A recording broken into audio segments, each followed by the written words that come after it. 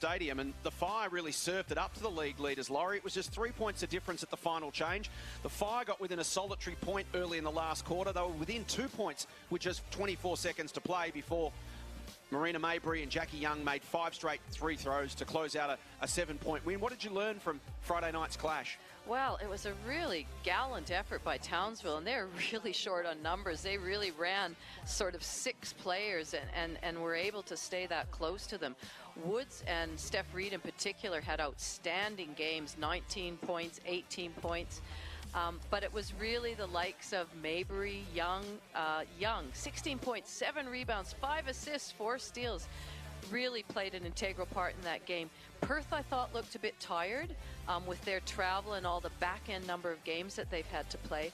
And for Townsville, well, Josh, 20 turnovers just wasn't going to get it done. And so if they can take care of the ball tonight, that'll be a much better story for them. It's been a roller coaster of a season for the Townsville Fire. They won 2, lost 2, won 2, lost 2, won 2. They appear to be heading for finals action until this 6-game losing streak. And Laurie, we know Shannon Seabomb's a defence-first coach, puts a lot of time into that. It's ingrained in their culture. It's really the other end of the floor that they've struggled. They're ranked second last in offence, averaging 69 points a game. Well, they will, and again, they're down on the numbers there. If you look at that starting lineup, that's Steph Reed's gone in there, and she's done a great job. She's been in for a few weeks now, and I think it's just really improved. And as I mentioned, Courtney Woods had a blinder the other day, but they're going to have to win by committee. They're going to have to make sure that everybody gets involved. They're going to have to slow Perth down, play it on their terms, and then, as I mentioned already, take care of the basketball. No, Nadine Payne, you can see her just on the left of frame there for Townsville this afternoon. As we take a look at the Perth Lynx, they had the delayed start to the season. They remain in Perth till January and then base themselves in Ballarat. But despite that compressed schedule, their talent shone through, Laurie. They're very much in the championship mix. Well, and they have, like you said at the beginning, everything to play for. They want to end up this season, 1, on a win, 2, fly back to Perth, know that they've ended the regular season on top. And they've got the team that can do it. They've got height, they've got speed, they've got perimeter shooting, as you can see by their starters. Garvin and Scherf both can pick and pop. They can present inside. They are the best 3-point shooting team, and they have the best field goal percentage of any team over the course of the season. So they would be feeling good, but know that they have to get this done today. Ryan Petrick saying that it has been such a compressed schedule. They're exhausted, but they're healthy. They haven't really trained in weeks. It's just been purely about recovery. Lots of film. 95% of the coaching right now, he says, has been just about film, keeping them off their feet as much as possible because their legs have been starting to tire. The pace they can play out on offense in particular has been slowing.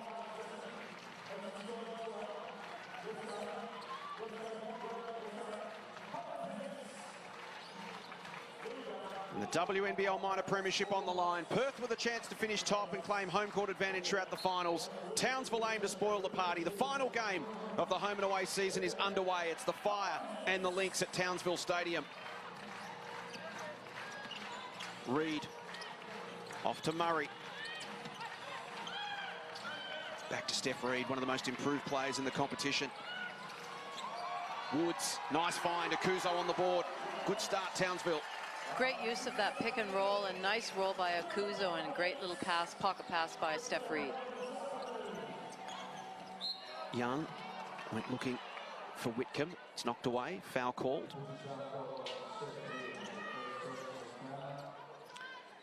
So the Fire tend to play a free-flowing up and down style of small ball, fast and aggressive. The Lynx, well, they play pace and space.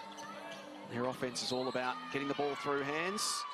And that, Young. Yes, Jackie Young has been sensational in this second half of the season. She, to me, is carrying this team right now. Maybury was out for a while, and she just stood up. And the way she's playing, the way she's scoring, is just, she's great to watch. So Young from the free throw line gets the extra. Shooting at 82% from the free throw line this season. Pressure up the floor straight away from the Lynx. They get it through to Woods. She loses the handle. Perth ball.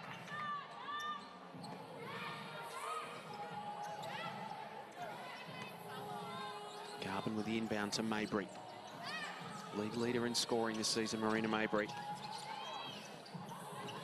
Got Woods for company. Now to Young. thought about the three. Back to Mabry, pops it over the top to Scherf. And Michaela Cox does enough to get it out of bounds. Certainly, Perth have the height advantage, and it'll be interesting to see if they do look inside early and try and you know, take advantage of Garvin and Scherf. Reed. Screen on Mabry, gives her a little bit of space, but Marina's right back at her. Good pressure. Has to throw it wide. And Cox can only get a despairing hand at it. A couple of turnovers early for both teams, just settling into this game. Sammy Whitcomb.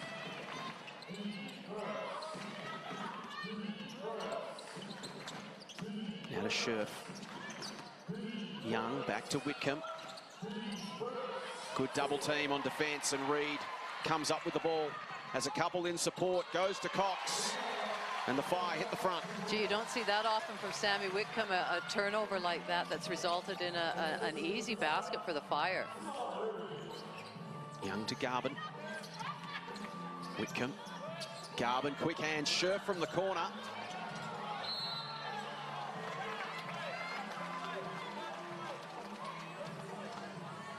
Darcy Garvin averaging 11 points, 6 rebounds, 1 assist a game this season. Integral part of this Lynx lineup. Reed to Murray. Through Woods and back to Steph. Courtney Woods. Pressured by Mabry. Wants to go herself. Into Scherf. Well done to Kuzo over the top with power. Couldn't get the finish. And Scherf gives it off to Young.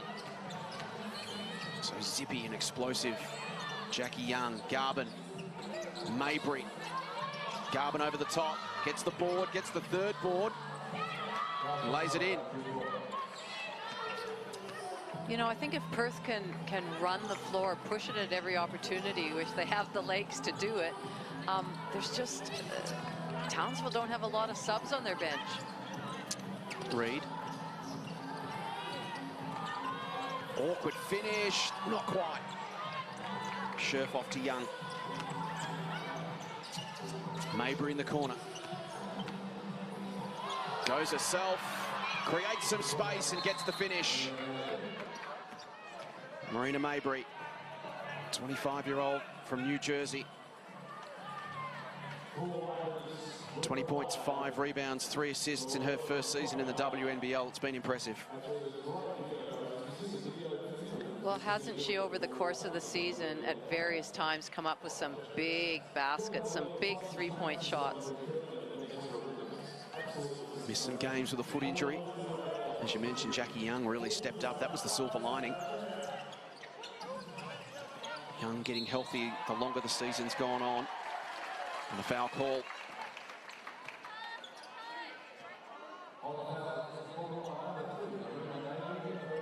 So they've got all the ingredients. Quality big in Lauren Scherf.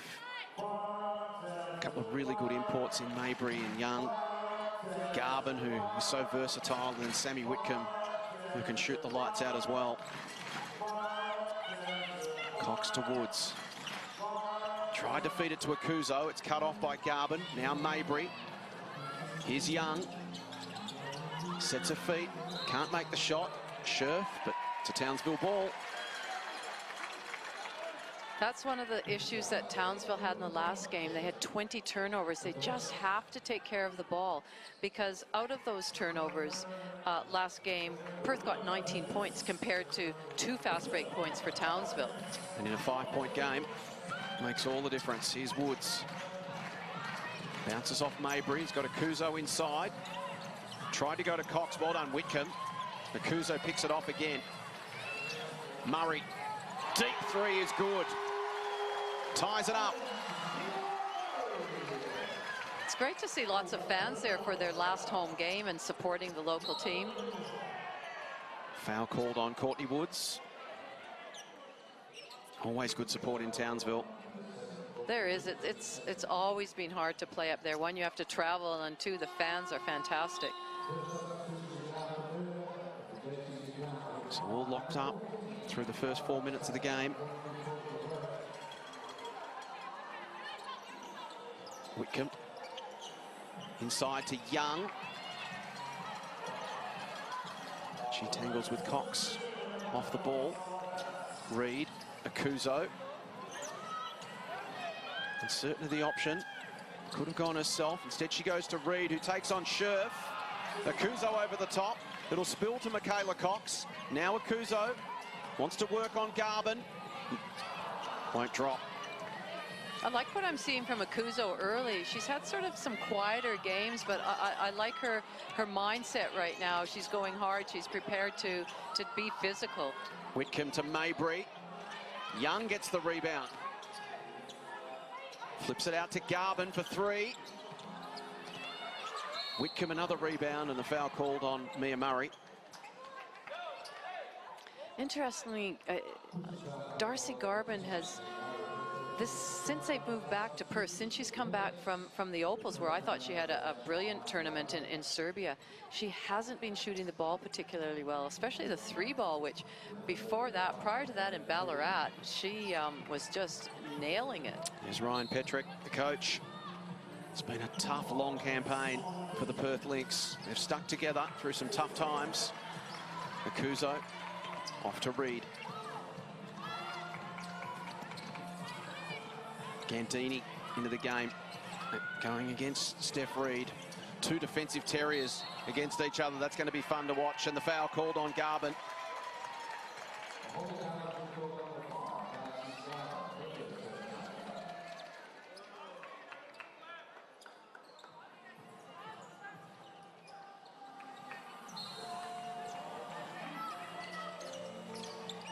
Reed with the inbound.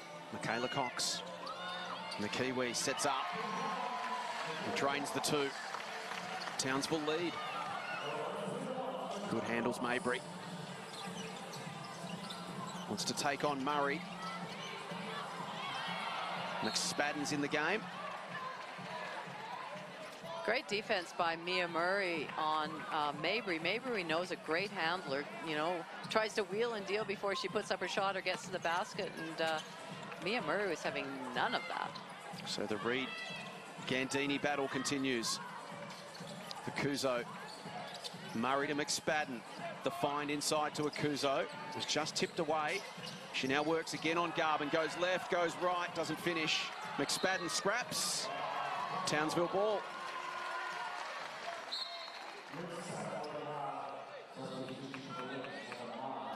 Ash Eisenbarger into the game there for Perth.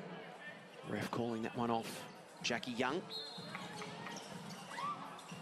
McSpadden tried to get position under the basket. Instead, she goes to Michaela Cox. Eisenbarger with the rebound. Young carries it up the floor. Garvin, there's that three ball. In and out. Murray to Reed. Good start here from Townsville. McSpadden from the stripe. Just not making the shot. Alex Sharp off to Young. Double team. There's Sharp to the corner. Eisenbarger. Now Garvin.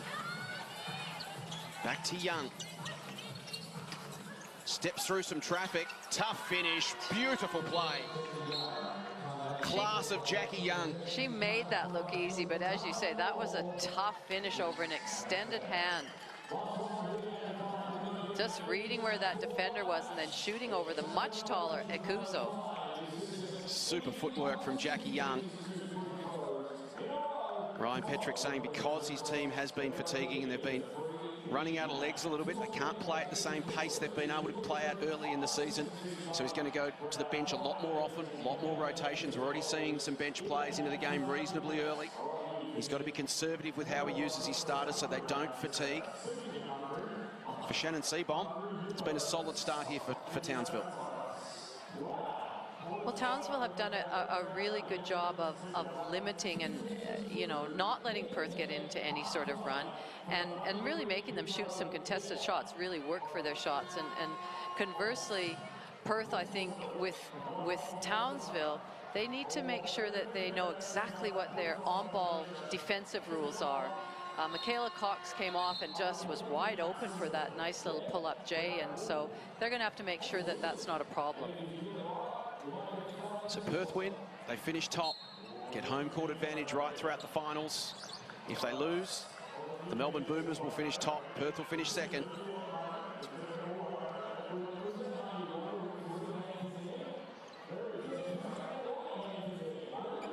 Jackie Young already with 5 points for Perth. Michaela Cox has 4 for the Fire. Reid. Murray looking around for an option. It's McSpadden back to Reid. Gandini comes out. Akuzo lays the screen. Reid sees an opportunity. Dishes to Akuzo, and again they can't quite finish, but it pops back out to Reid. She can't finish either. It's still there. McSpadden and Reid share it. Cox to Reid. Gandini screened. Reid sets up. Jumper won't go. Gandini's ball. Scrappy D there from Perth. Just enough. Young against Cox. McSpadden now caught on the handover, and Young goes herself with speed. Big screen from Akuzo. Young gets a hand in and knocks it out.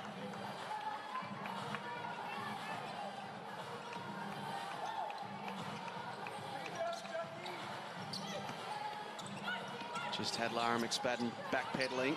Cox wasn't sure that shot was going. She was going to follow it in herself, but it dropped. Isn't that, we always say as coaches, blast in after your shot. You're probably in the best breed for a rebound, and she did exactly that, but didn't need to. So scores level once again with 2:16 left in the opening term.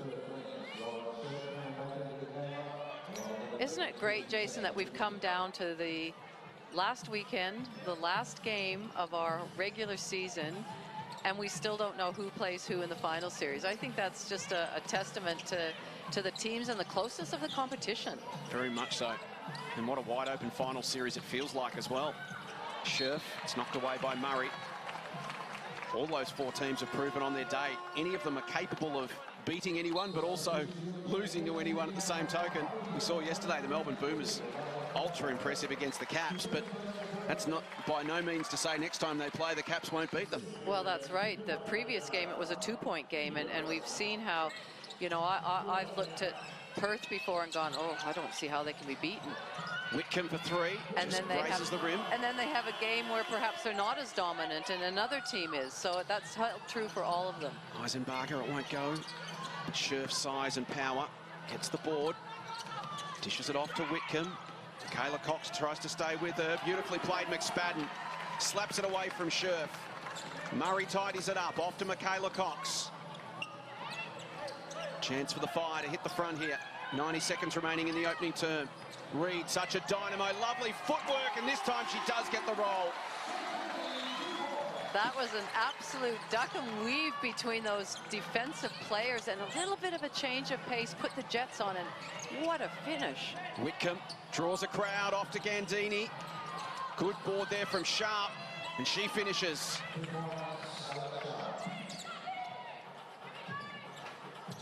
Entertaining opening term, 2 teams going at it here.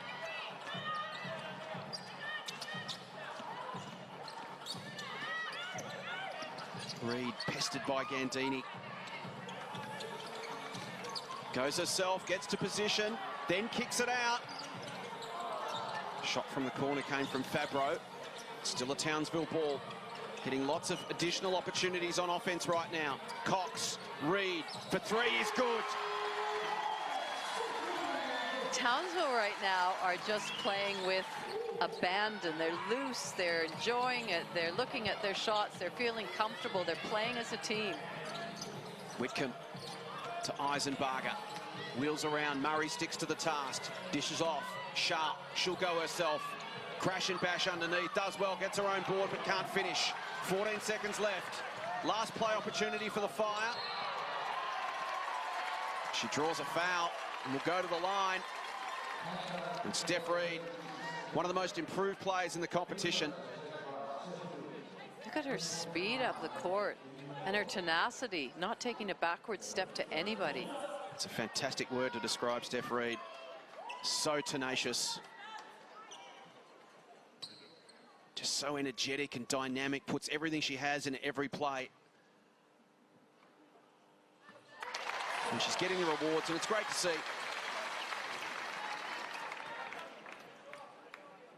We've talked a couple of times about her development and her improvement, and Shannon Seabohm, her coach, saying she should be in Opal's contention as the best defensive point guard in the country. She's rising to that level now. Whitcomb, quick last play off the fingertips of Scherf. So it gives Townsville 4 seconds and possession. And what's been a basket-for-basket opening term allows them to open up a little bit of a buffer. They're up by 5. Here's Reid, gets to half court, jacks up the shot. It's short. Entertaining, high-intensity opening term in Townsville, and it's the home team by 5. Townsville 18, Perth 13.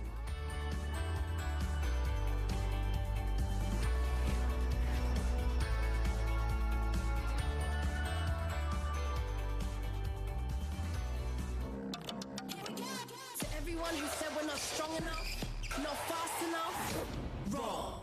We're crossover queens, scoring buckets, taking names and hitting no-look threes. We fight for every ball. Until we dunk, hell yeah. When we roll onto the court with nothing to lose and everything to prove, you're in for a show. She got style, she got balls, she got belief, she got game.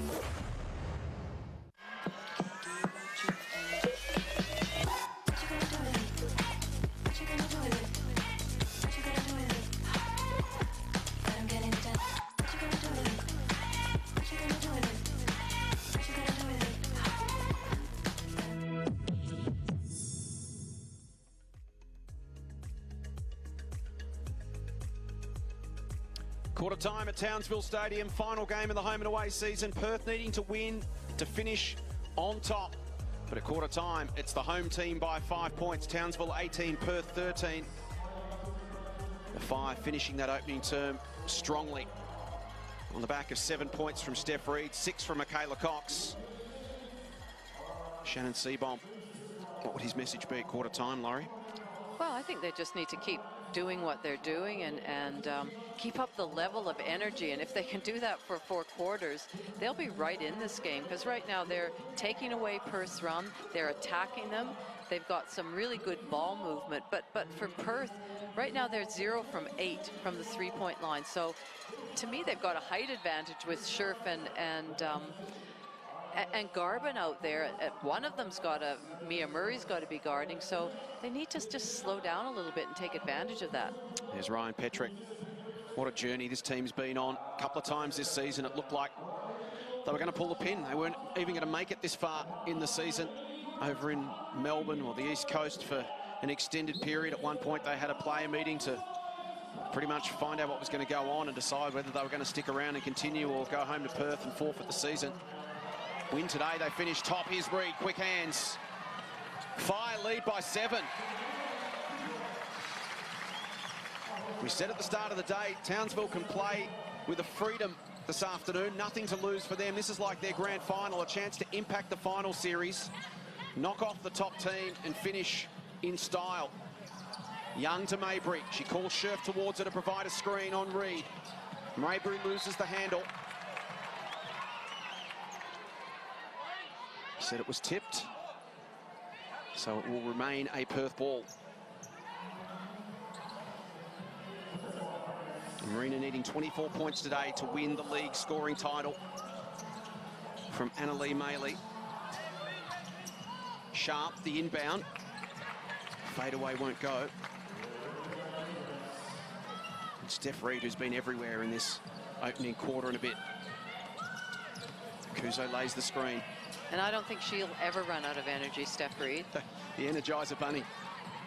Akuzo. She sets up. Off the front of the rim to Scherf. Can Marina Mabry get going? Young. She's going. Jackie Young up to 9 points.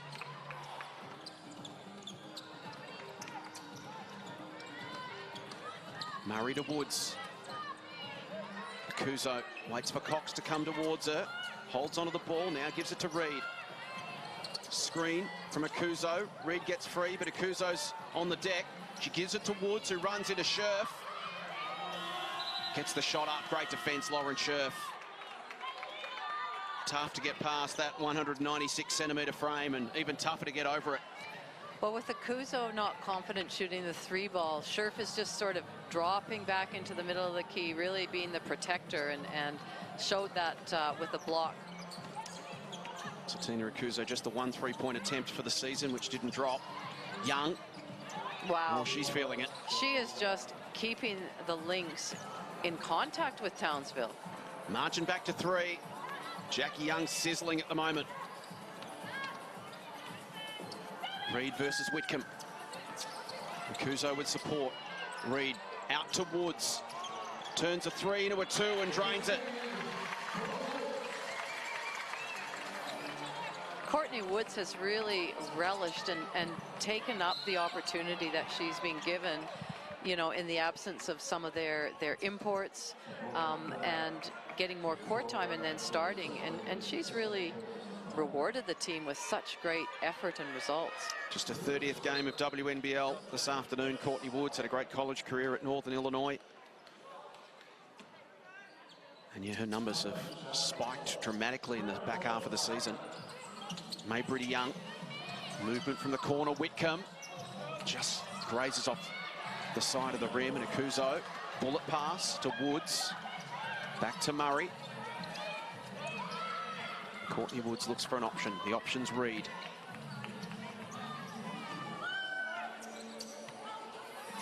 Weaves, gets to the free throw line. Wanted Akuzo coming past. Murray for 3. Off the front. Almost Akuzo. Scherf did enough. Whitcomb assessing her options. It's Mabry for 3. And she'll go to the line and shoot 3. Fouled in the act of shooting, and Marina Mabry a chance to reduce the margin back to 1 possession. 76% free throw shooter this season. Here's another look. Akuzo in from the side. A coach's worst nightmare. Fouling on the 3 shot. Yes. Jackie Young been outstanding so far with 11 points of Perth's 17. Will this be the tonic to kickstart Marina Mabry's night?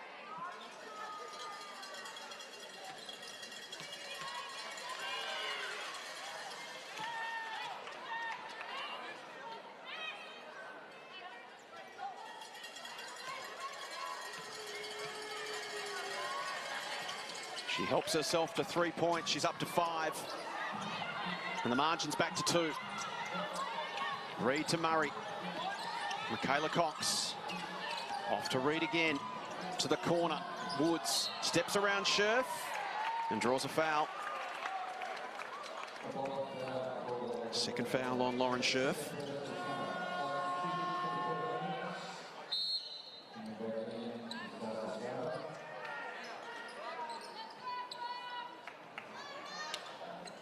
Take a seat.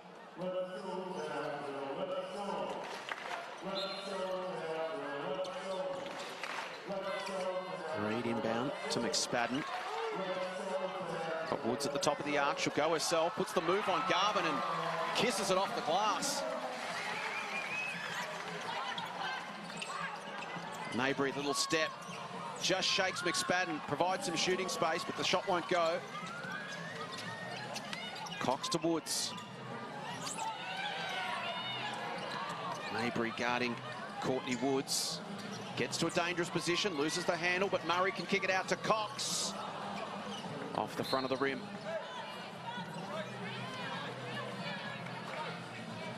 Coming off the on-ball, that pull-up jumper is really wide open because the defender on the big is in drops and playing really far back. And I think that's how, you know, they got a lot of their baskets last game with that. So it'll be interesting to see if they stay in that form of defense. Young, quick feet, and draws contact on McSpadden.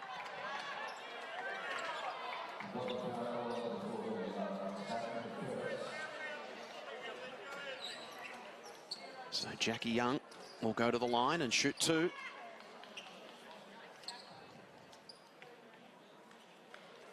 Another fine free throw shooter. 83% this season.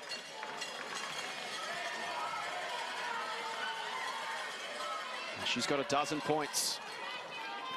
Approaching the midway point of the second quarter.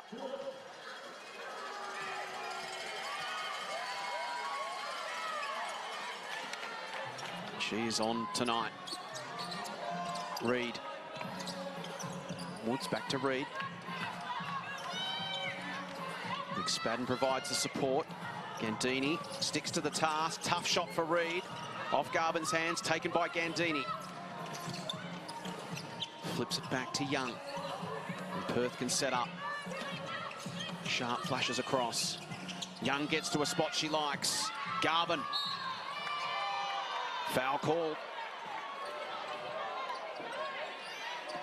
Some frustration there from the Fire. Here's another look. An animated Michaela Cox. I think whenever there's a foul call, pretty universally, there's the look of shock. Yeah. What? Me? What? Exactly. What did you see there?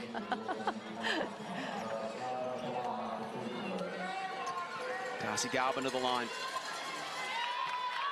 And Perth have worked their way back into this nicely.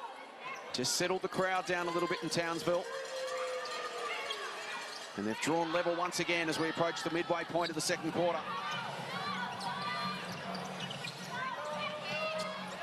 Perth have certainly settled into this second quarter much better than they had in the first quarter. Reed versus Young. Now McSpadden to Cox. Down to 5 seconds. Akuzo will go herself. And she draws the foul.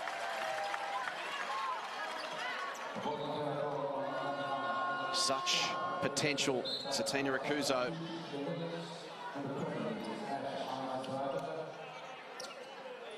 .192 centimetres, 23 years of age, playing her 69th WNBL game this afternoon.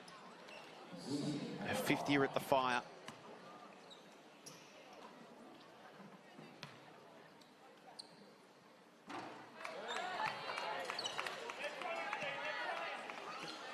.59% from the line this season.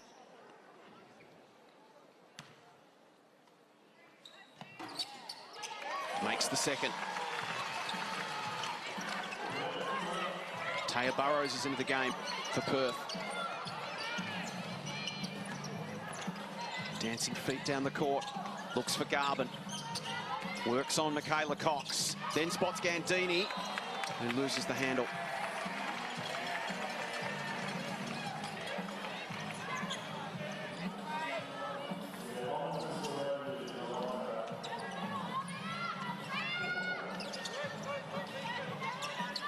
Reed links with McSpadden. Young almost got a piece of it.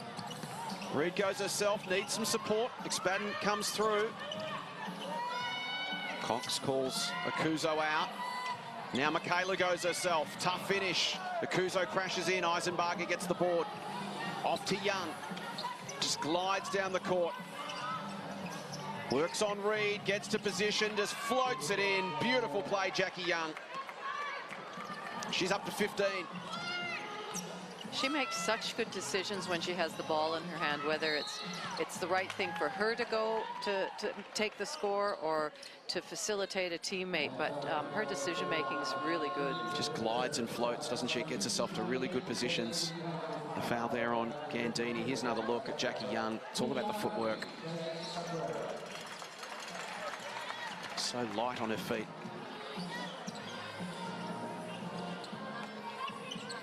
Fabro receives from Reed, off to Michaela Cox. A little skip to try and lose the attention from Young. Akuzo not on the same page as Fabro. Perth ball. So with a minimum of fuss, the Lynx have actually got their nose in front without having to do anything too special. It's just been a really solid, professional second quarter from the league leaders. And they're able to give some of their starters some rest time on the bench at the same time. Burrows.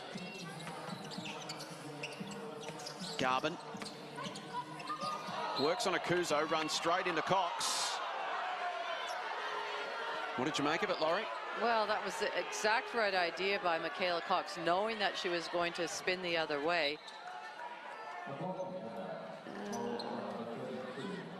You know, we watch it in slow motion and still can't quite decide. And the referees have to make a split-second decision.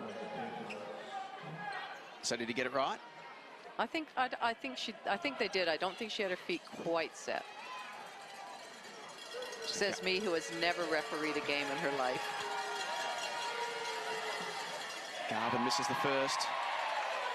Fire fans cry poetic justice. Crowd back involved again, and they've been silenced in the second term. Perth leaded by 2. Just over 4 minutes left in the first half. Reed, McSpadden, and back to Reed. Guarded by Burrows. So busy, Taya Burrows. Reed, McSpadden, Cox, down to 7 seconds. Feeds to Akuzo, works on Garvin. Lovely move, right, left, a little hook.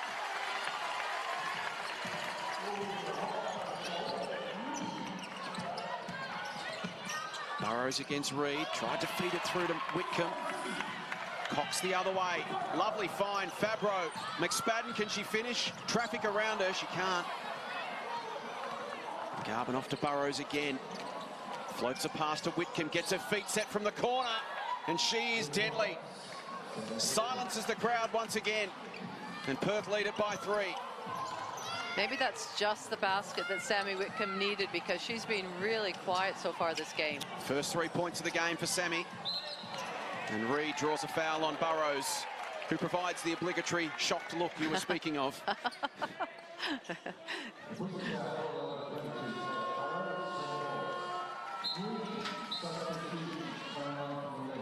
And the starters will return. Garvin, who's been pulling double duty, will go and have a rest. As Maybury, Young and Scherf all check back into the game. Join Whitcomb on the floor with 3 to play in this opening half. Michaela Cox, Akuzo versus Scherf. The battle continues inside. That's a lovely finish from Zatina Akuzo. 1 point game again. Whitcomb from the corner. She knew it wasn't going. It's a Townsville ball. Push. We've now seen 2 nice moves by Akuzo inside, so that's going to give her confidence and her teammates confidence to give her the ball. With Akuzo, she's played so well, but just hasn't been consistent. And that foul's on Lauren Scherf. You can see right of screen. She's gone to sit down. She's got 3 fouls. That could be a factor in the second half of this game. Well, that certainly evens up the height difference now. 1 point game, under 3 minutes left in the first half. It's been entertaining. Townsville have led for a fair percentage. The Lynx have worked their way to the front. And now a chance for Lara McSpadden to tie it up once again.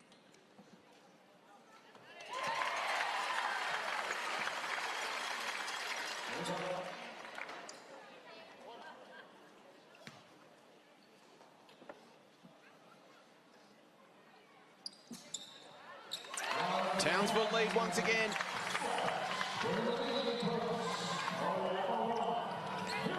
Both teams really good from the line, going at 83 and 90% respectively.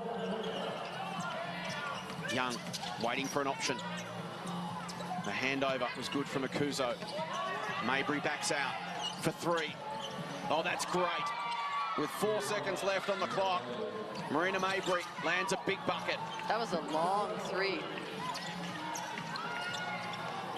Akuzo to Murray to Reed. Lynx by 2. Trying to shake sharp. She does. Beautiful basketball from Steph Reed. Fancy dancing feet. Here's Whitcomb in the corner against Michaela Cox. Inside to Young. Akuzo arrives just in time. Young tries to shake Reed. Couldn't get it to Sharp. Townsville ball, under 2 minutes remaining in the first half. McSpadden to Reed. Reed, the long ball, step back. Murray elects not to. The bench were up there ready to cheer for her three. They were quite flat, weren't they, when she gave it off. Reed steps through again. The follow-up work drops for McSpadden. Bucket for bucket at the moment. And Townsville by 2. Whitcomb takes on Reed. Draws a little foul on the way past. Frustrated Steph Reed. That's her third. Well, Townsville certainly can't afford to lose Steph Reed. She's handling the ball. She's handling the tempo. They need her on the court. In fact, they need everybody that's there on the court. They don't have a deep bench right now. So Sammy Whitcomb a chance to restore the lead for Perth.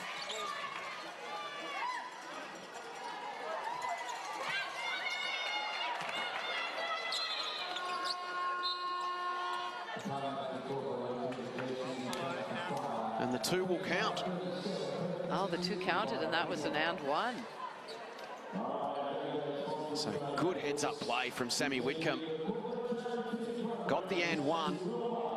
Townsville were asleep. She followed her shot in as soon as she knew it wasn't going to drop, and turned an and 1 into an and 2. 2, yes, exactly. Here's a look. McSpadden and Akuzo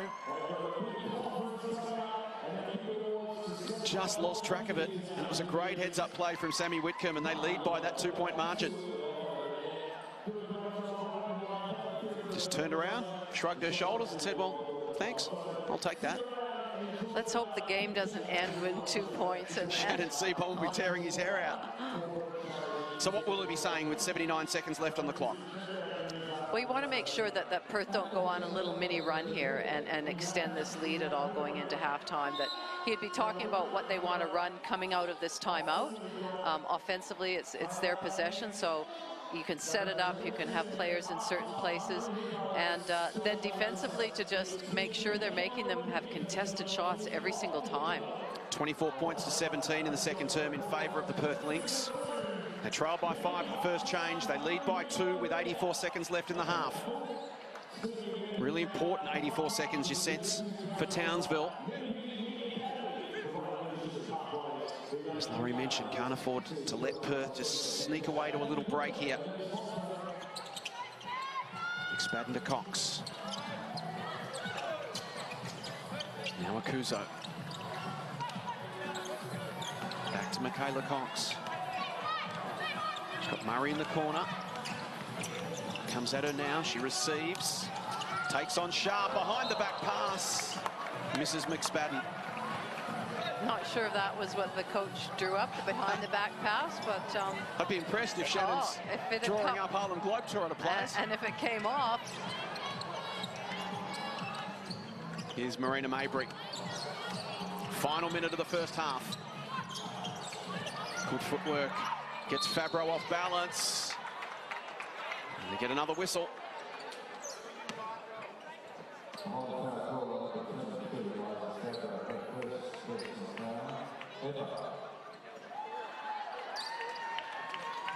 Marina will head back to the line. 8 points in the first half, needs 24 to claim the scoring title from Annalee Maley. She's now up to 9.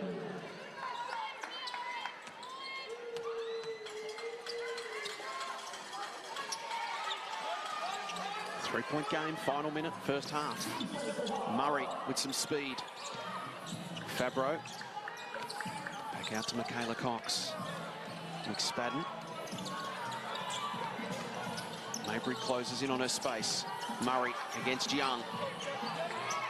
Shot is short, and Akuzo heads up play, lays it in for 2. Akuzo's been really good this second quarter. 6-second differential between shot and game clock.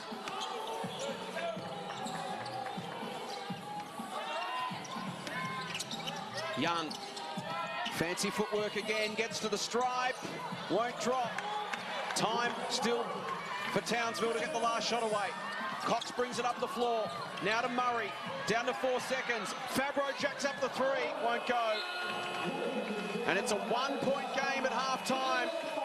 The Perth Lynx needing to win to collect the minor premiership and home court advantage through the finals. but Townsville giving them nothing. The Fire wanting to finish on a high as well.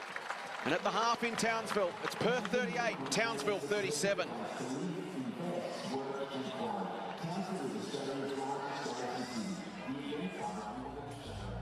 So we take a look at the opening half highlights.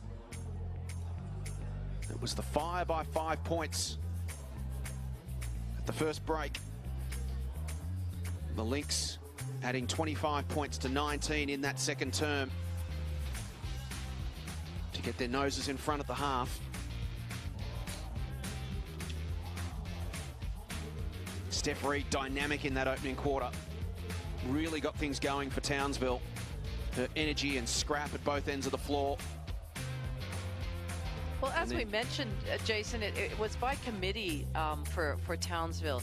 You know, they've been playing really well as a group. You can tell by their assist numbers, by the amount of scores that they've got. And for Perth, well, really, it's Jackie Young has to, you know, be the absolute standout across the whole game in that first half. Satina Akuzo's done some nice things. She has. I've been impressed with that because she's been quiet in a few games, but you know, she got some 3 baskets in a row with some back to the basket moves, which was really great to see. So we take a look at numbers in the first half.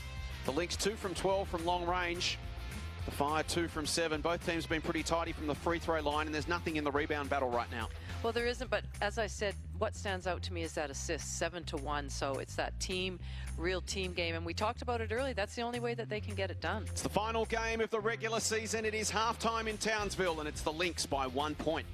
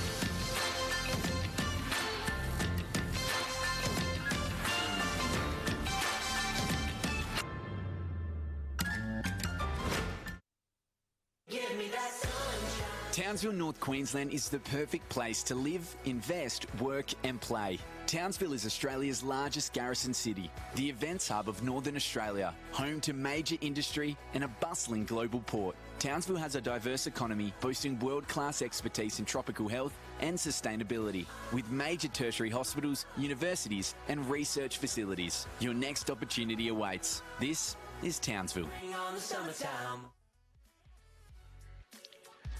Half-time, final game of the home and away season. We've got a half of basketball to play, Laurie Chiswick, and we're no closer to knowing who's going to win the minor premiership and finish on top. It is a 1-point game at the moment, Perth over Townsville. Well, like I said, there'll be Melbourne, there'll be Adelaide, there'll be Canberra, all watching this going. We still don't know who we play, and what a great game it is for the final game of the season, and the effort that Townsville are putting in, because they have no reason to, you know, they're not going to go up the ladder. It's just about pride right now. So all hangs on this second half, and we'll go through all the scenarios with you in just a moment. Let's take a look at our standout players from the opening half. And certainly the first quarter was all about Townsville's Steph Reed. She was dynamic in that opening term, and at halftime she's got 11 points, 5 rebounds and 2 assists, and she was a real engine starter for them early. Well, she was, and she just read the defense so well. Should I pull up? Should I snake dribble and get the defender behind me? Who's open on my team? I'll shoot it myself from the 3. She really was doing it all, and other than I think near the end of that second quarter where she got a sub because she got her 3rd foul, she's been on the court the whole time, and as we mentioned, tenacious is a great word to use for her. She's always been known for a defensive work and a defensive strength, but this year she's added offense to it as well, and it's really rounding out her game, and she's taken it to another level. Well, she has, and you know, she moved into the starting lineup and hasn't looked back from that, and has played really significant minutes and contributions, and deserves all the accolades she's getting right now. So it's been Steph Reed at one end, a tenacious bulldog type who's just scrappy and into everything, lots of energy, plenty of talent. And then at the other end, you've got the smooth-moving Jackie Young. Two very different styles, but both effective today. Oh, hasn't she been just a pleasure to watch? The control that she has when she drives, and the decision-making I was talking about, whether to take it all the way, whether to pull up, to get it to a teammate. But she's explosive. She reads the defense well. And defensively, she's up and in too, and controlling what her team needs from her. 15 points on 6 of 10 shooting for Jackie Young in the first half. All right, let's talk you through the final scenarios now. Obviously, we're still a half to decide who finishes first and who finishes second between Perth and Melbourne. They're the two options right now. So if Perth win this afternoon, it'll be first versus fourth. They'll finish first, Adelaide fourth. So it'll be Perth versus Adelaide in one semi-final. Best of 3 series. The higher ranked team get 2 home games out of the 3. And then on the other side of the draw, it would be the Melbourne Boomers up against the Canberra Caps. Same story there. 2 of those games would be in Melbourne, 1 in Canberra. However, and there's the scenarios, Perth, Adelaide, Perth, as I just mentioned. Game 1 starting this Thursday. Game 2 on the weekend, and then Game 3 if required in the middle of the following week. We know, Jason, that these teams have played recently. All of them have played together, but when you look at this matchup here with Perth, they beat Adelaide quite comfortably 2 games. One game, 25 points. The last game, 11 points. So they would feel pretty confident if Adelaide was their matchup. But you know what? Adelaide would also go, well, we lost by 25 the first game, and then 11. We know we can make some adjustments. We know what we can do out there. But it'll be either way. Adelaide would have to travel to Perth, and that's just that extra bit of you know, down where they can't be training or in their own beds. So if Perth win this afternoon, it'll be Melbourne versus Canberra in the other semi-final. We saw that matchup yesterday at Parkville, and I don't think any of us could believe what we actually saw. It was the Boomers by 55 points over the Caps yesterday. Game 1 would be in Melbourne at Parkville, Game 2 in Canberra, and then Game 3, if required, back in Melbourne again. That was a scintillating performance from Melbourne yesterday. Well, they certainly sent a message to the other top 4 teams that they are ready and serious about this final series. And for Canberra, they're going to have to go home, lick their wounds, and really get back on the training track straight away. Rest a little bit first, because everybody's looking fatigued at this time of year. But as Guy Malloy said in his post-game interview, they beat them this time. The previous game, it was by 2 points, and when it comes to finals, he would expect a very different game against Canberra. But they were just so impressive, Melbourne, yesterday. So let's flip the scenarios now. Let's say that Townsville do get up this afternoon and beat Perth. So the Boomers will finish first, Perth will finish second. Here's how the semi-final matchups would look. It'd be the Boomers versus Adelaide in the first semi-final series, and then it would be Perth versus the Caps in the other semi-final series. So the Boomers and Adelaide in one series, 2 home games in Melbourne. Well, and we know the last time these teams met, that Melbourne really had the edge on Adelaide. The score was 72-49. Ezzy Magnabor had a great game, 23 points. Tiff Mitchell, 15 points. So Melbourne have really done well to have comprehensive wins against both Canberra and Adelaide in the last few weeks. So they'll be feeling good going into this final series, regardless of who they play. And then on the other side of the draw, it would be Perth taking on the Caps. And again, we talk about how any teams in these top 4 are capable of beating anyone else. We're just talking about how the Caps got smashed yesterday by the Boomers. Well, they managed to beat Perth. And it wasn't only they had to travel to Perth, they were without Kelly Wilson, they were without Bunton, and they got the job done. I mean, they were so, it was another big upset, put it that way. And so, as we said, anybody can beat anybody on the night. So what's all of this mean? What's going to happen? Well, Laurie and I have got no idea, and that's exactly the way we like it, Laurie. Coming into a final series, it's so wide open.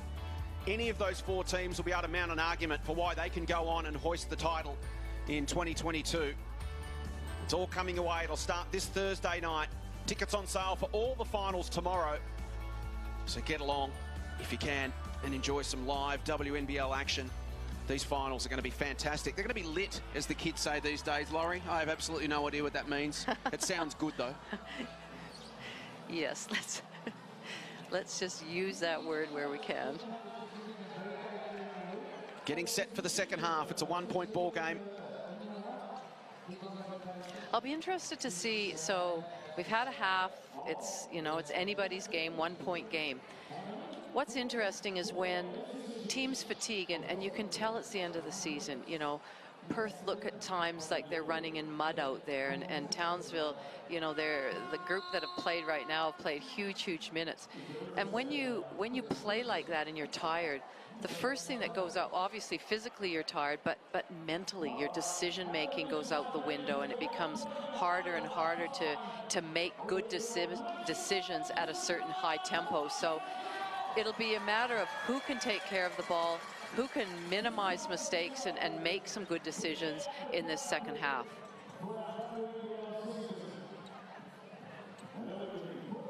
Jackie Young leading the game with 15 points. So Tina Akuzo up to 9 for the Townsville Fire.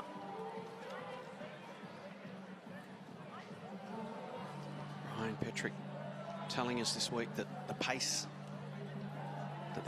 that the Lynx rather can play at is slowing a little as their legs start to tire. Well, I can't remember what game I watched or called where I was amazed at the tempo that Perth played at, and the, you know, the way they were scoring, and just it was so quick. And then I haven't seen that for a while, and then, as you mentioned, they've been traveling, they are fatigued, they can't play at that tempo right now, so that's when they have to rely on ways and means and other ways of scoring. And such a compressed schedule. As we mentioned earlier, Ryan saying they haven't actually trained as such for weeks.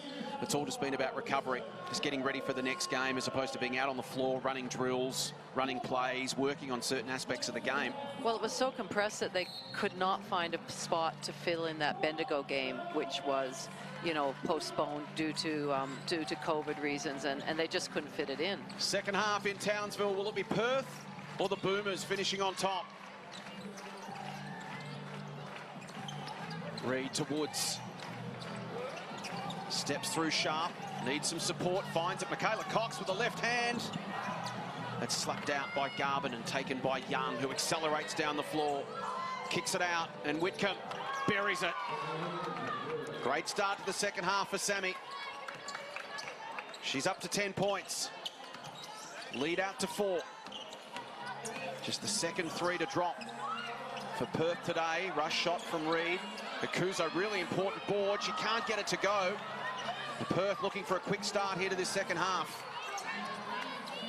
Garvin off to Whitcomb. Feeds it through. You can see they were both on the same page. No idea how that didn't drop. Had a really good look and popped out. Cox to Woods. Murray tells her to just hold. Draws sharp, loses the ball. Whitcomb pops it ahead. Young, Akuzo, and Young lays it in for 2 more. She's up to 17. And Perth would like nothing more than to extend this lead early in the third and be able to then not relax, but be able to just play their style of game without that pressure building on them when the score's close. Ryan Petrick saying this morning that priority 1's to win the game, priority 2's to do it as quickly as possible so you can get your starters off. They're going to get a bit of a break between now and the start of the finals as a foul is called. But he's very conscious of trying to protect and rest the legs of his starters who have played big minutes in a very short period of time. Well, that's what happened yesterday in Melbourne's comprehensive win. Really, their starters were put on ice in the 4th quarter. They didn't step onto the court. And that may not seem like a big deal, Laurie, but it can make all the difference, can't it, at the end of a 3-game semi-final series into a 3-game grand final series. Absolutely, yeah. Michaela Cox off to Woods. Gets to a dangerous position and is called for the travel. And you can just see this time of year, and I mentioned this in an early commentary, how there's just more tape on the bodies, you know, shoulders, knees, ankles.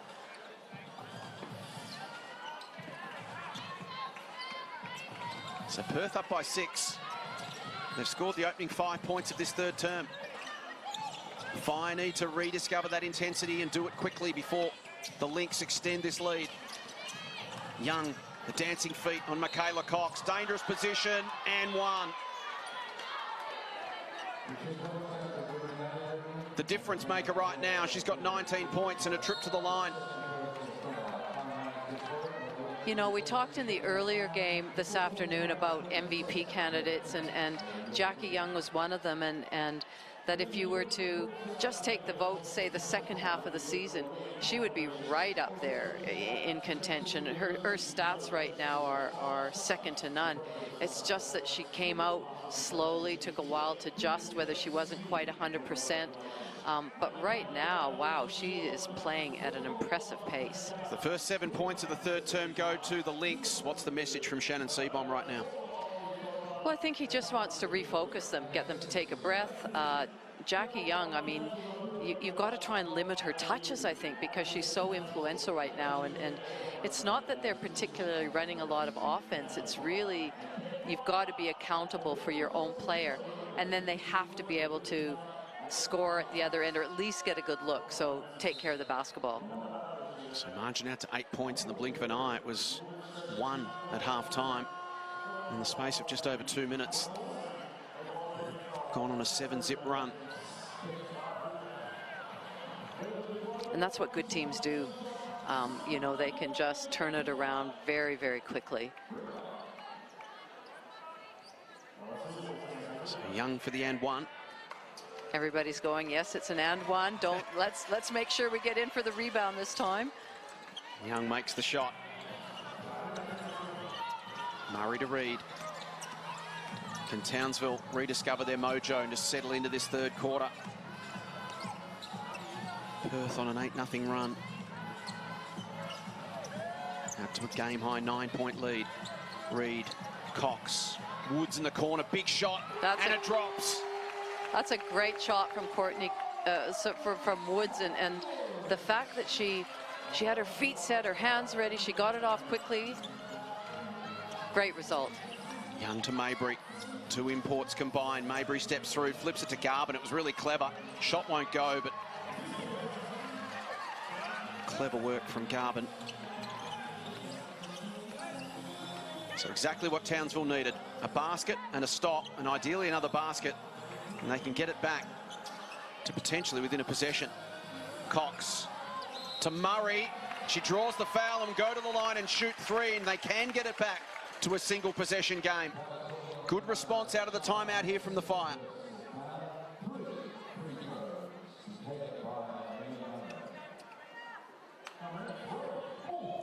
So the foul here on Sharp. That's the cylinder rule in play. Shooter, when they leave the floor and come back down, they own that real estate, and as the defender, you're not allowed to step into it. So if you were Canberra or Adelaide, Jason, who would you prefer to play, given you either have to travel to Perth to play, so there's a travel involved, or you just witnessed what Melbourne did yesterday and up against Melbourne? It's a tough one. Well, Laurie, you're the expert, so let me ask you a question. That one. Well, it's something I think about, you know, what, you know, Perth at home, but they looked a bit tired. They still have to travel to get home. Back to a 4-point game. Townsville able to just stabilise the situation, take a bit of speed out of it, and now get a turnover themselves. Cox to Woods. Akuzo. Murray sets a screen for Reed. I think if I was Perth, I would, when they get the ball, when they're on offense, is trying to attack Reed. Clever from Steph Reed. All the traffic was flowing to the basket, and she just held up and bought herself some space. Absolutely. So she's scoring. She's running the show right now. She's got 3 fouls, though. So if you could get her on an early 4th, she would have to sit. Mabry, it's short.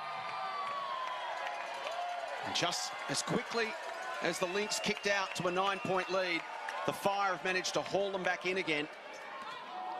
And now the pressure falls back on Perth again, just that scoreboard pressure of a 2-point game. And yes, you know, we've got to get ahead again. Woods, Cox. Look at the player movement. Look at the movement of Townsville. They found the energy. And the pass from Reed into Akuzo. who takes out the picket fence. We spoke a few minutes ago that Townsville needed to find that energy and intensity, and they have in the last few minutes. They came out a bit flat after half-time, and Perth took advantage, as good teams do. You can just see the sharpness and the intensity and the energy again returning to the Townsville game.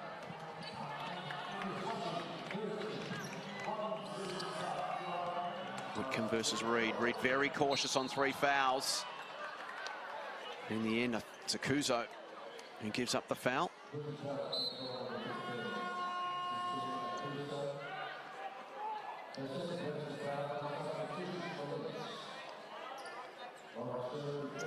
Tina just pulling up a little bit sore there, clutching at the ribs.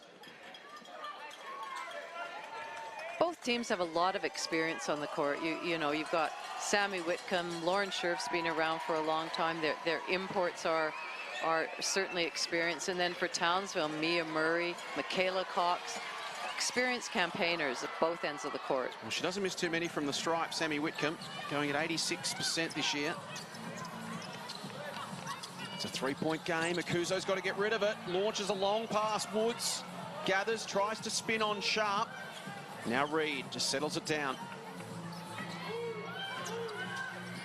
Akuzo provides the support. Reed loses the handle. Whitcomb steals the ball.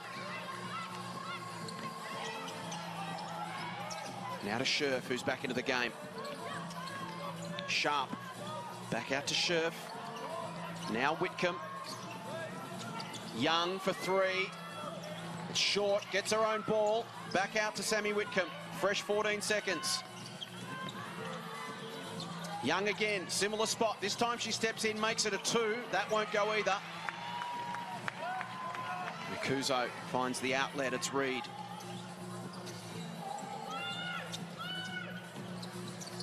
She likes that spot.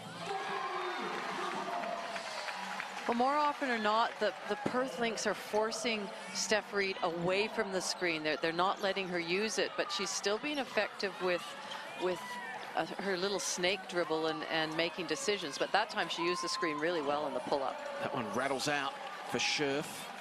So a chance here for Townsville to reclaim the lead. After Perth had sneaked away to a 9-point advantage early in the third. It's been a good response here from Townsville. Reed through traffic, needs support. In the end, draws a foul.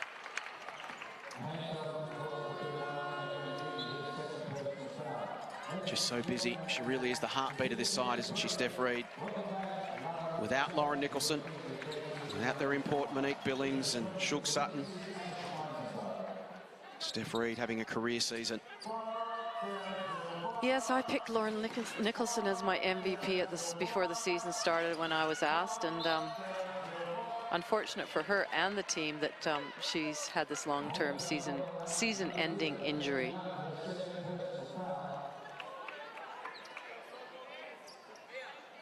So foul called there on Jackie Young. It's her first. Actually her second now. So stats just refresh on me. Woods to Reed. Down to 5.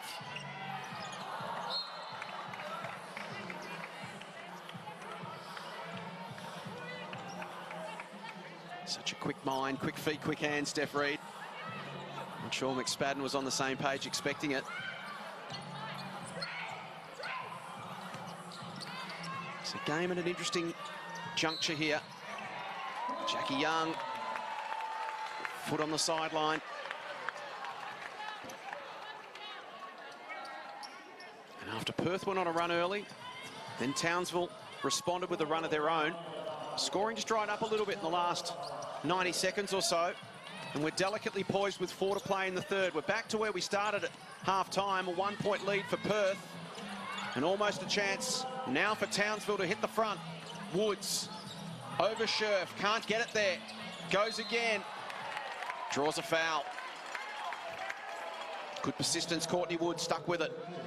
Defensively, Lauren Scherf's done a good job of protecting the rim and being, you know, a shot blocker and a presence. But offensively, she just hasn't been involved at all. She's got no points. She's only had a couple of shots. she needs to get involved, use her size, use her, you know, ability to put the ball to the floor from the elbow area. It's been a good response, hasn't it? They trailed by 9 early in this third term, and now they lead.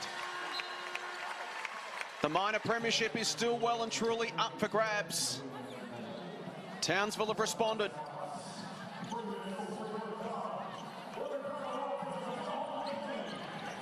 Mabry, here is Scherf. Young, so dangerous today. That one short, gets her own ball, finishes up. Can't put it in. McSpadden off to Reed.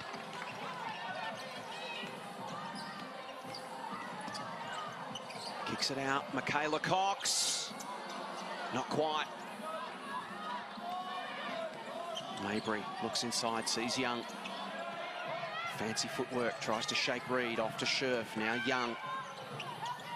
Back out to Marina. Looking for an option. Draws a crowd, spins, shoots, it's short.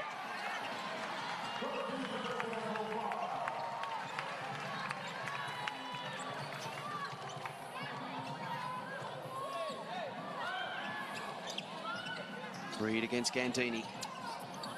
Just showed too much of it. Was slightly behind Woods. Scherf. Young.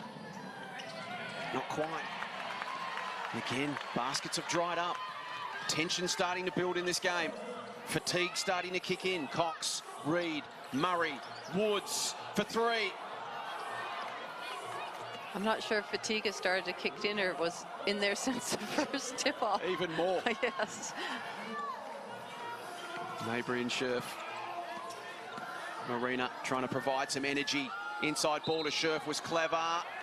And Murray called for the foul. No, it's on Scherf. Is it a foul or just travel? Just travel, I think. Certainly, from a Perth perspective, they'd be hoping that's the case. What did you make of that? Well, I didn't see a travel there, so I'm not sure what the call was. Townsville through Woods. Can't get it to drop. It's still alive, and Scherf hands it off to Young. Garbin's wide open and punishes. Oh, she will breathe a sigh of relief that that shot went down. We know what a prolific three-point shooter she can be. It just hasn't happened the last few weeks. They lead by 2 again to the ladder leaders. Reed off to Woods and reel it back in despite the pressure from Mabry. Shot clock has stopped, so they will have to halt play. It didn't reactivate on that last play. So there's the shot you were talking about from Darcy Garbin to re-establish the lead for Perth. There'll just be a pause here while they fix the shot clock, which has gone out, as you can see, top right of screen.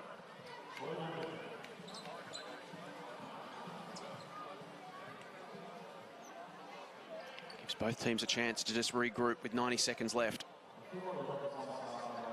And what's been a topsy-turvy third term.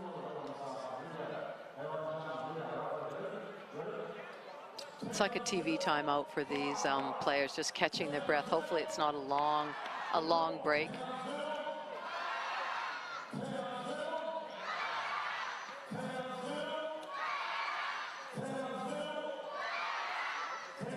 Gives a chance for the coaches just to give them a little bit of advice, you know, what's going to happen in the last minute and a half.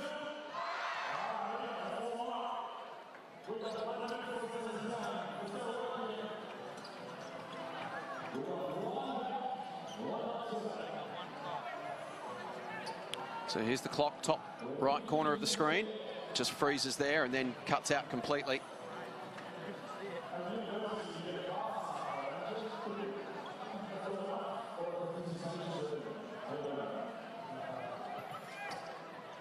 Some concerned faces on the bench as they try to get it started again.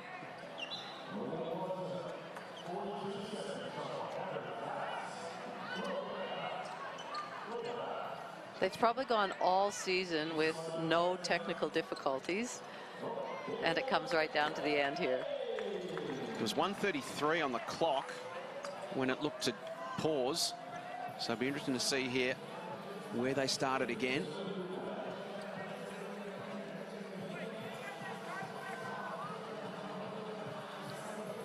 Never more pressure on officials than when this happens. That's All exactly eyes on you. right. Well, do something. Well, I don't know. What happened? Did someone try resetting it? Yes. Control-Alt-Delete. Does that work? Turn it off and Yeah, turn it back that's on it. again. Pull the plug out, whack it back in. So much needed chance for both teams to catch their breath. Doesn't feel like the break would particularly affect either team. Neither of them had momentum at that moment. No. It really come to a bit of a standstill for the couple of minutes before the stoppage. Yeah, I agree. And we're ready to go again.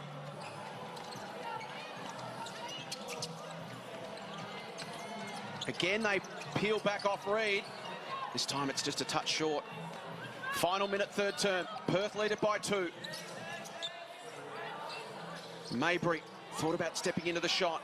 Woods closes her down. Garvin provides a screen. McSpadden sticks to the task. Wants to force her to the corner. Tough shot, Mabry. Can't make it. Nice gather by Gandini. Important hand in there, Akuzo. Off to Garvin. She sets up for 3. Gives it off to Whitcomb. 5 seconds from the top of the arc. That won't go. And a foul call goes Townsville's way. Important stop there for the Fire. And a 4-second differential between shot and game clock to finish out this third term.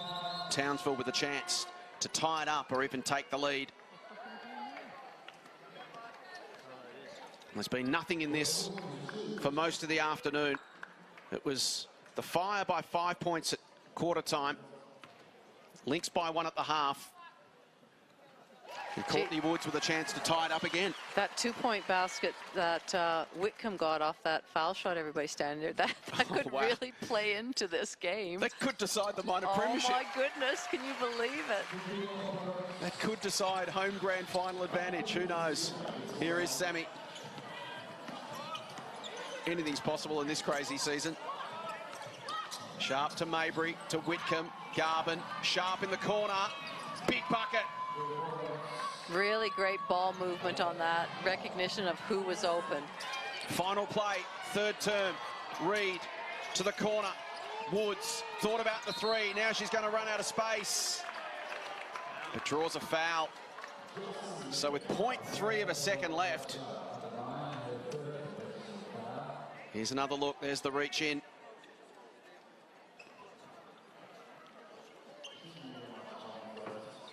And she gets bailed out with a split second left on the clock. And Ryan Petrick, as you can imagine, so frustrated as Courtney Woods goes to the line to shoot 2. She's been dynamite from the line in this third term.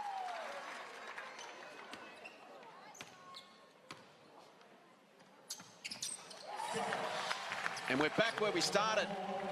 It was a point the difference at half-time in favour of the Lynx.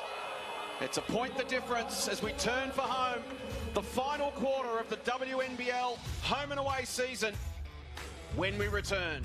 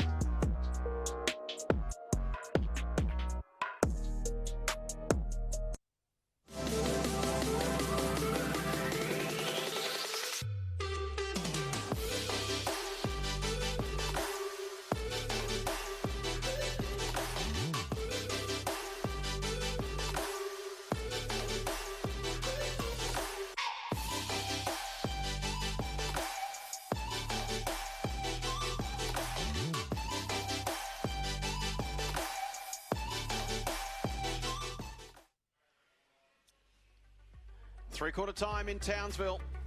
The Lynx 53, the Fire 52. Perth needing to win to finish on top and gain home court advantage right throughout the finals. If they lose, the Boomers will claim their first minor premiership since 2011. And Aussie Hoops is basketball's national junior participation program for kids aged 5 to 10. Learn and improve their fundamental movement skills and the basics of teamwork and cooperation. They'll have fun, they'll make friends. Log on to the website, bottom left of your screen. Final quarter of the season. Whitcomb. Sharp. Gandini back to Whitcomb. Perth looking for a quick start as they had in the third. Nice move, Sharp. Gets to a dangerous position. Won't finish. Garvin over the top. That won't go either. Akuzo grabs the board. So now a chance for Townsville to retake the lead. Reed working on Marbury. Well done, Garvin. You just saw Reed how when she got her shoulder by Mabry, she just snaked in front of her so that she could not defend that. Cox. Spadden rather has her feet set. Akuzo the finish. Wasn't how they drew it up, but they'll take it. Townsville back in front. That's when you say, great pass. Yeah, take that as an assist, thanks. Mabry to Garvin. Whitcomb. Dancing feet. Gets past Reed. Beautiful finish, Sammy. All class from Sammy Whitcomb.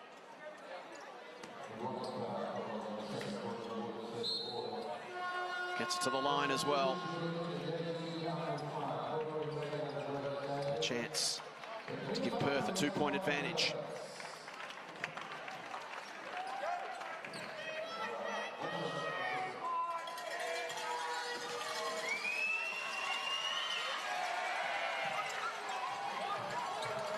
It remains a 1-point game.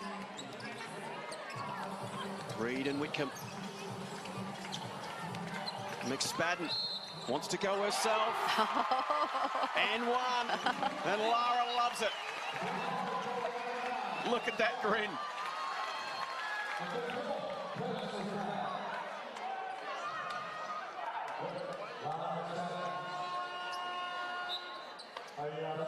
Don't you love to see that from players that, you know, she's been a bench player for a long time.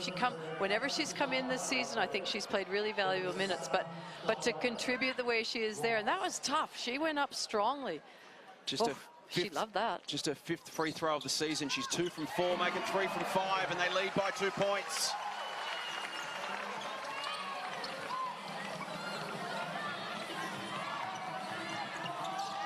Whitcomb harassed by Reed. Garvin back to Whitcomb. Look at Mia Murray, the way she is absolutely face guarding Mabry. Garvin back out to Mabry. Into Garvin. Got a couple to beat, and she does. Scores a level. Nice finish by Darcy Garvin.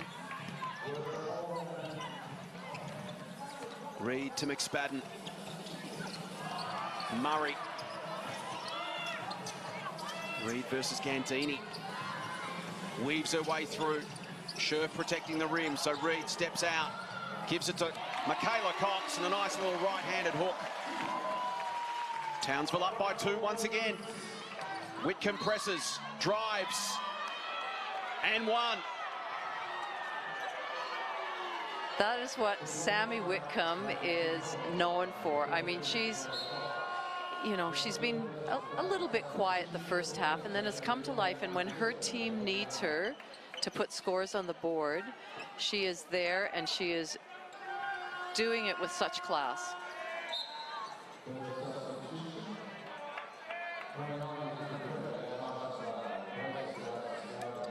So this to regain the lead once again.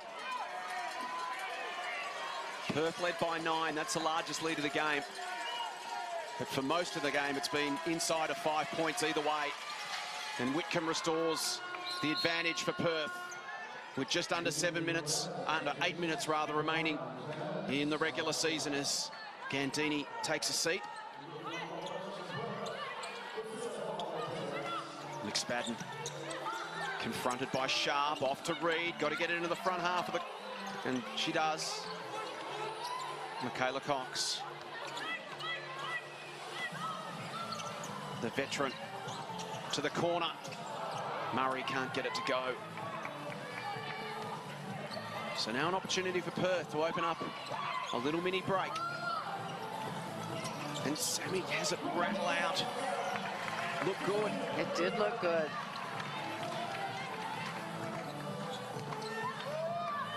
What a great game for the Townsville fans to witness in this last home game.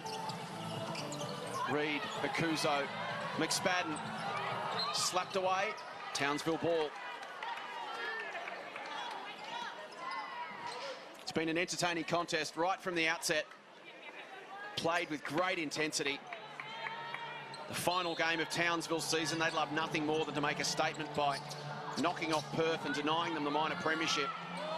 The Lynx with everything to play for. Cox has it knocked away. It's still a Townsville ball. 1.4 seconds for a catch and shoot. And you'd have to be so impressed with Townsville. You know, they're without their superstar Lauren Nicholson. Their imports have been injured, or I'm not sure what, but they're not there, and they've still continued to fight. And what a block from Jackie Young coming out of nowhere. Slaps it away, and it'll be a Perth ball. Timed that to perfection. Reed presses up. Under 7 minutes.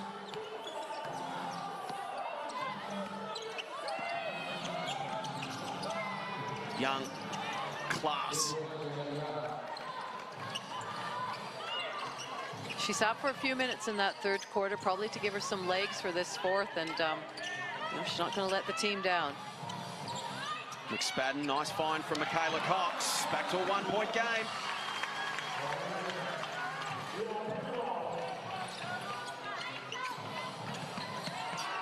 Wickham loses. Time to recover. Scherf against Akuzo. Back out to Young. Scherf again works on Zatina. Help defence came across from Cox. Kicked ball. Stays with Perth.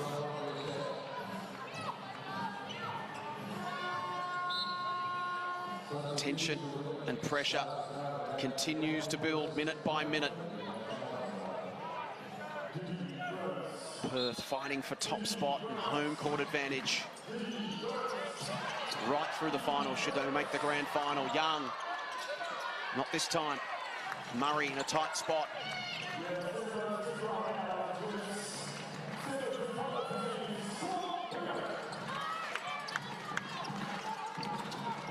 Reed.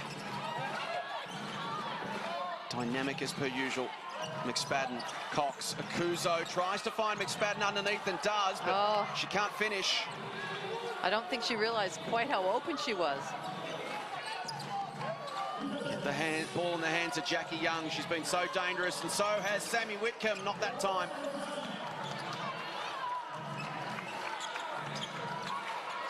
We're down inside 5.5 minutes. And it's still a one-point game. Reed. Block from Whitcomb. It spills to Reed. Now a chance. Murray for three. Draws a foul.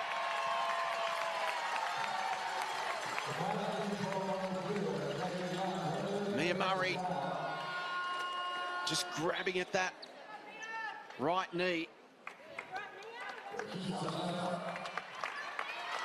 Desperate scramble. And it's Young coming across. Gives away the foul. Mia Murray will go to the line. The veteran, game number 321 this afternoon. A 74% free throw shooter across the entire career. You can see that that right knee is giving her some trouble here. But it's the last 5 minutes of the season. Last game of the regular season. Do you think I can call it, Jason? Overtime? Mia makes the first. Scores level again. Well, wouldn't that test the heart of goodness. Perth and Boomers fans? What a way to finish this season off. Townsville in front once again. 3 free throws, and Murray continues to clutch at that Right knee.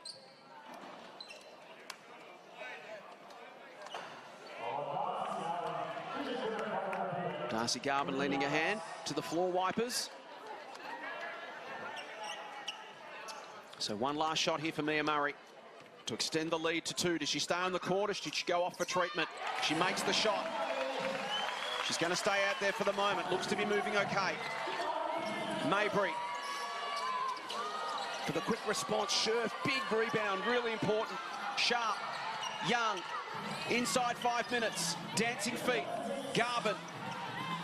Mabry again. Down to 4 seconds. Has to give it off or go herself. Final second, can't beat the buzzer. Big defensive set there for Townsville. It was, and the thing with the Perth Lynx right now is because they've been able to in the past sort of run and gun, and they don't really have any, as far as I can see, sort of go-to plays where they can really set a player up. They've got some good actions.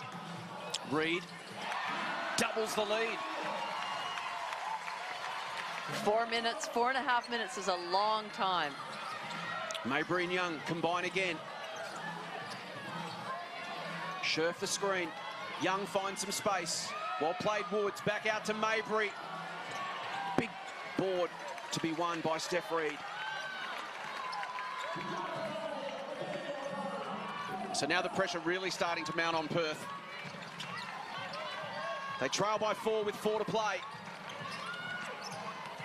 Reed around Mabry, wants to find Akuzo, does in mid-air, and Zatina makes the bucket. Wow. Listen to the crowd, look at those players, and justifiably so. What a great finish to that play before this timeout was called by Ryan Petrick. The roar from Zatina Akuzo. The Fire crowd are involved. Their team leads by 6 with 3:52 to play. And as I mentioned, as the clock's ticking down and the scoreboard isn't going your favor, that pressure just mounts and mounts on Perth. They start taking quicker shots, maybe some contested shots. The thing is, though, is, as we said, 4 minutes is a long time, and they are experienced campaigners. They've won some really close contests this year, so... What's this man saying right now? Well, I think he's probably saying, you know, Townsville are on this run. We have to stick to what we wanted to do. We have to make sure that we block out, don't give them any second chance opportunities. Keep taking it at them. Is it that old cliche? Now's the time you focus on the process and the results will take care of themselves? Well, I guess so, because, I mean, Townsville, you have to give them so much credit. Without superstars, down on numbers, playing for pride, nothing else, and they've got the superstar team, the Perth Lynx, on the ropes right now.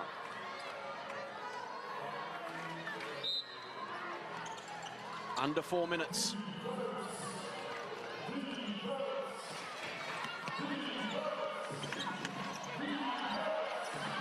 Young shakes the defender, gets to the stripe and makes it. 4-point game, and they'll have to stop to tidy up the floor.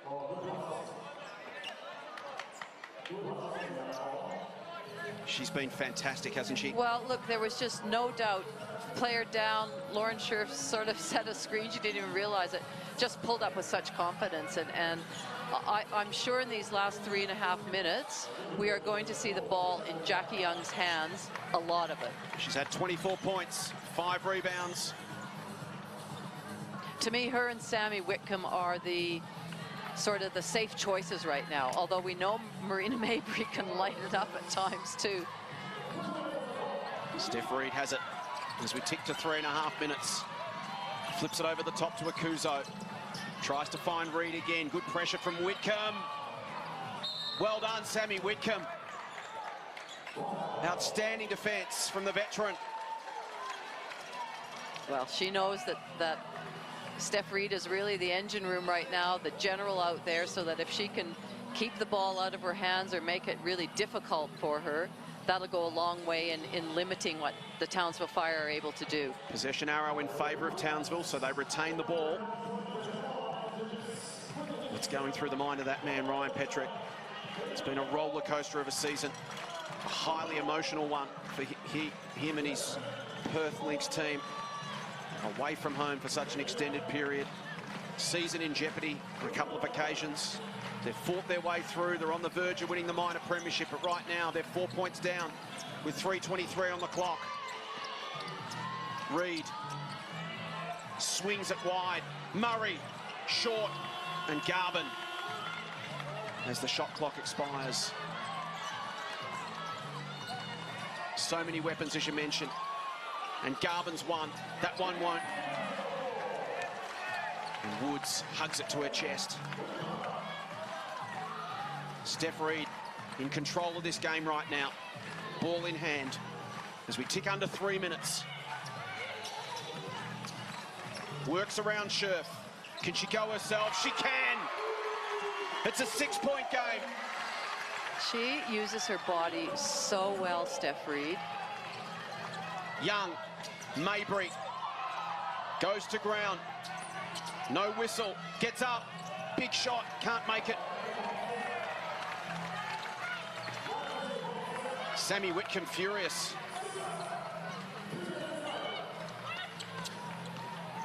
We approach the 2-minute mark. Townsville with a 6-point advantage. Reed, huge shot, won't go. Maybury, Young, over the top. Oh, Scherf no. can't hang on.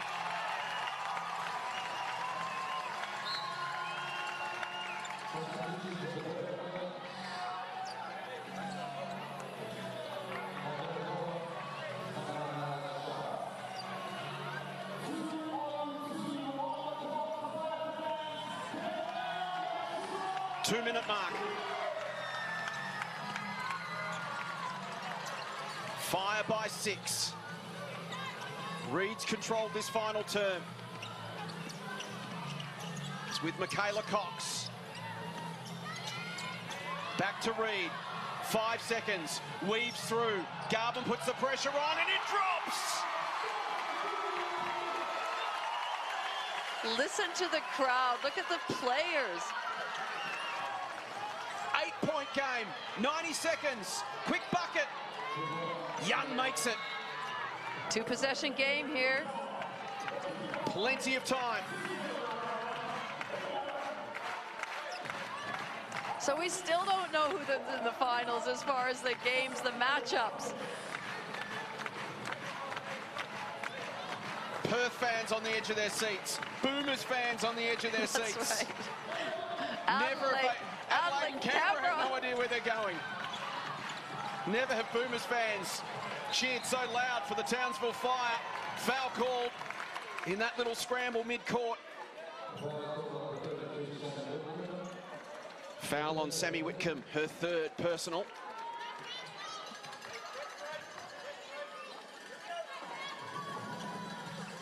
Fresh 24 for Townsville.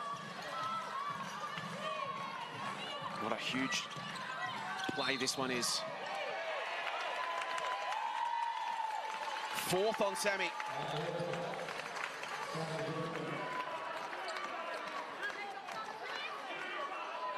Perth have to deny here, try and come up with a steal. Quick hands from Whitcomb, almost slaps it away. They don't need a foul, they just need to get a good stop here, Perth. Woods. Back to Reed. Almost loses it. Single figures. What can Steph come up with? Path opens up the middle, and she lays it in. Are you serious?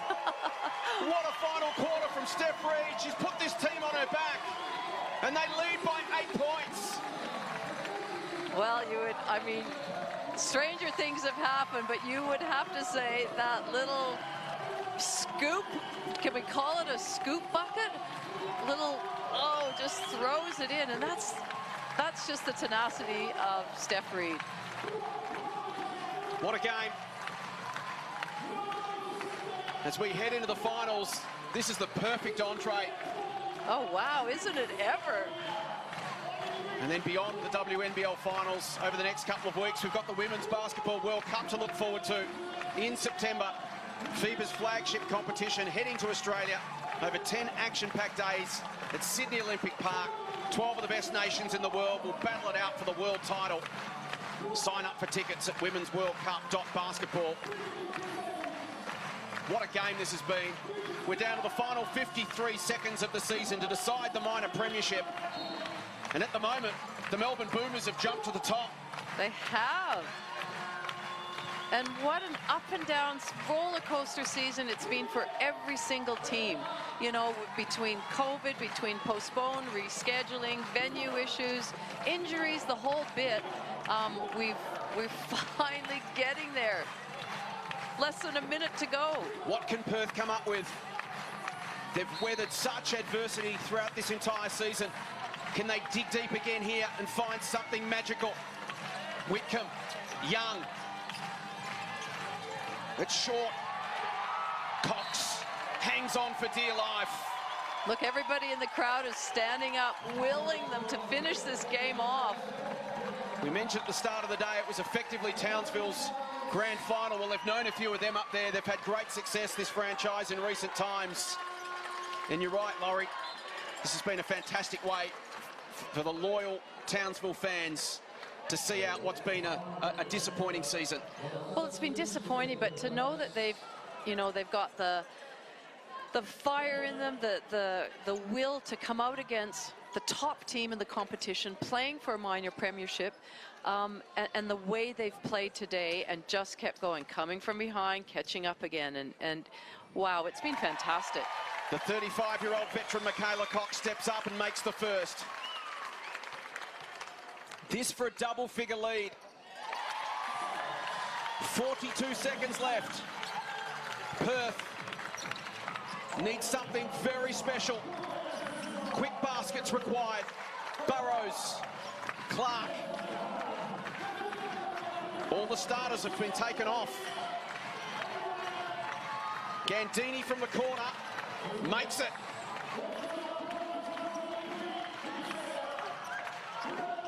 What a final turn from Steph Reid. She can hold the ball. What a way for the Townsville Fire to finish their season. They deny Perth the minor premiership, end their campaign on a high. And congratulations to the Melbourne Boomers. They are minor premiers for the first time since their 2010-11 championship season. The Lynx finish in second position. A remarkable rise from second last the previous season. Perth well and truly in the mix to win their first title since 1992. When they were known as the Perth Breakers, they'll head home to WA and get set for a semi-final series.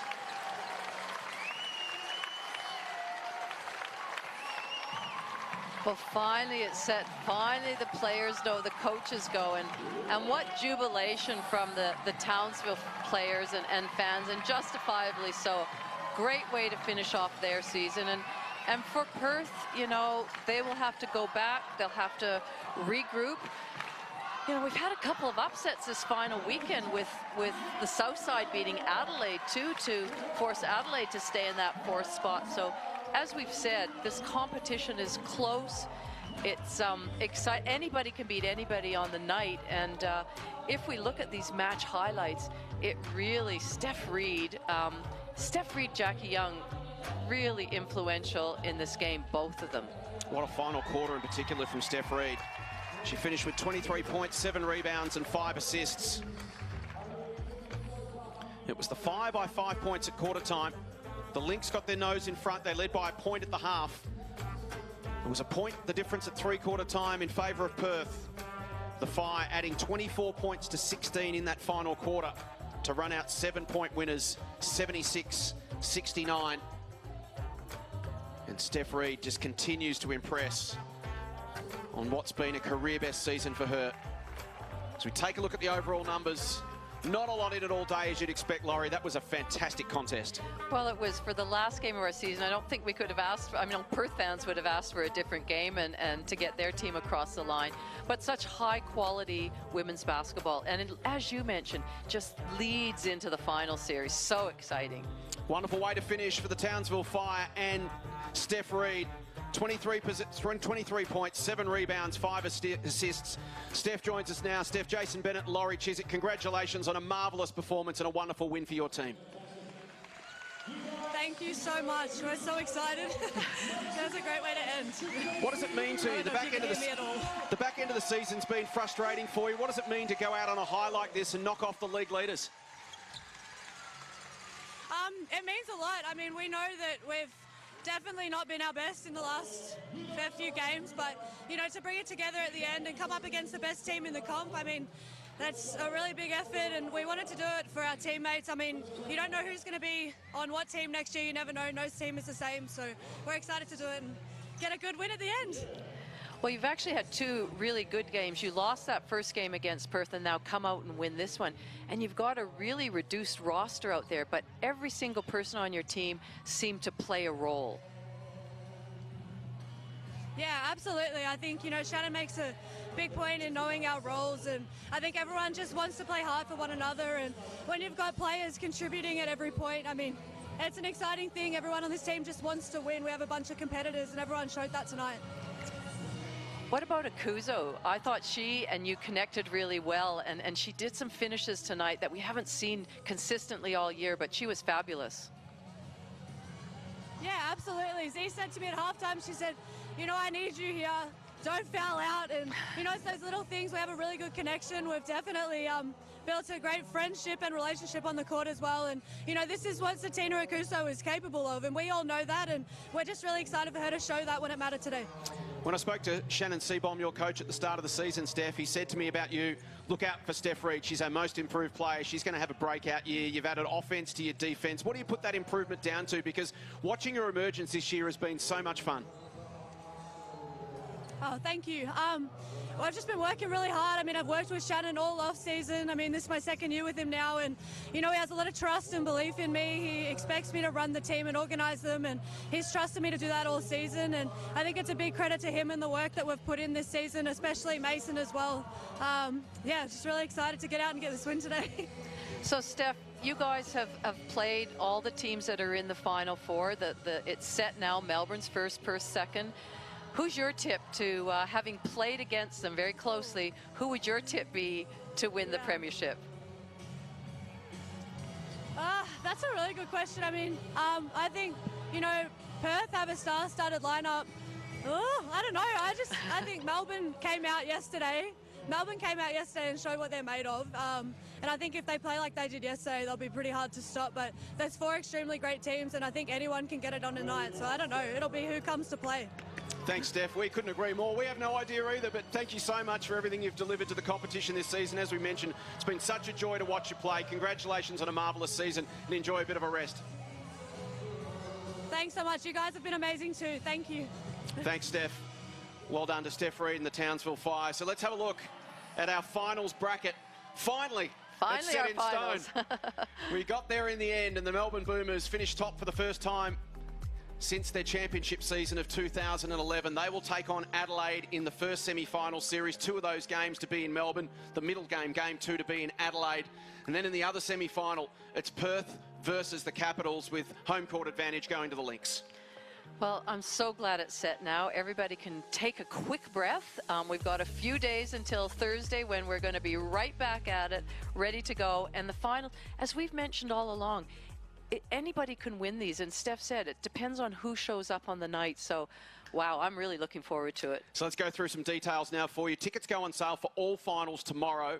And let's have a look at the first series. It's the Deakin Melbourne Boomers against the Adelaide Lightning. Thursday night, 7 o'clock at Parkville. Then game 2 next weekend in Adelaide. And then game 3, if required, next Thursday. So Thursday week at Parkville, Melbourne Sports Centre in Parkville. Then the other semi-final series, game 1 in Perth, Thursday night. Game 2 in Canberra next weekend. And then the same story, game 3, the middle of next week, should it be required, back in Perth. Two fantastic series. As I said, tickets go on sale tomorrow, so make sure you get in early, grab some seats, because as what we've seen this afternoon, this is going to be a fantastic final series. And you can see the importance of finishing on top there, so that you have, if necessary, those 2 home games to get you over the line. Well, that wraps up the WNBL regular season. Laurie, it's been an absolute pleasure bringing it to you. And, well, what a perfectly unpredictable season it's been, and it's set up perfectly for the finals. And congratulations to all the players, the coaches, the staff, the people behind the scenes that have gotten this season over the line. It hasn't been easy, but we made it, and here come the finals. Can't wait. On behalf of Laurie Chiswick, our entire hard-working production team, thanks so much for watching. Join us again for Game 1 of the WNBL semi-finals this Thursday night.